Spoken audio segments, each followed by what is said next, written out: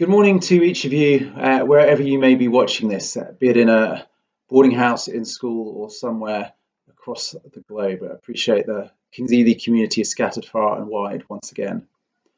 Firstly, well done to everyone for such a positive start to online learning. We appreciate it really is not easy, and do let tutors know of how we can improve things or where the work is getting too much. Or maybe you're not getting quite enough work. You never know.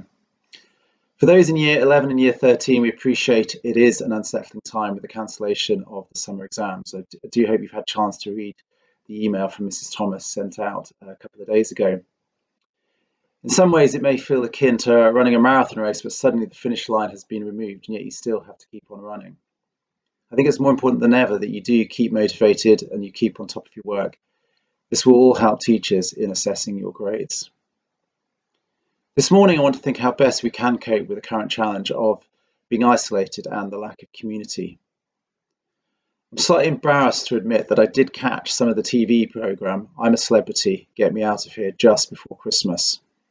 Obviously not the most highbrow of television viewing, and I do blame it on having teenage children.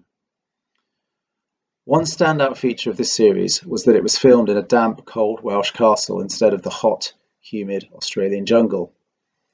Another standout feature, and this is the one I want to focus on just for a moment, was the positive spirit throughout amongst the celebrities.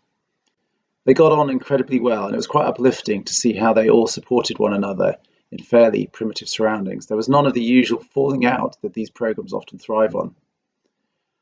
One of the last to be evicted was Shane Richie, an English comedian and actor best known for playing Alfie on EastEnders. In his interview with Ant and Dec afterwards, they asked him how he managed to be so positive. Even as he was waking up and getting out of bed in the mornings, he was always trying to lift the spirits of his fellow campmates. His response was, "Misery breeds misery." And so I try to do the opposite, to bring some humour, to bring a sense of fun to the place.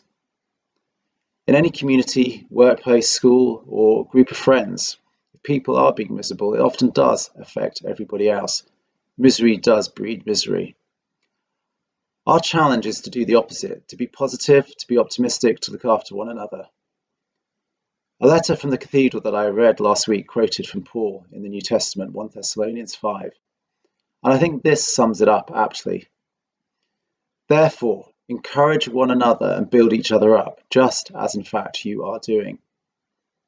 Don't let misery breed misery. Instead, the challenge to each of us this week and throughout this period of lockdown is to be positive, to encourage one another, and to build each other up.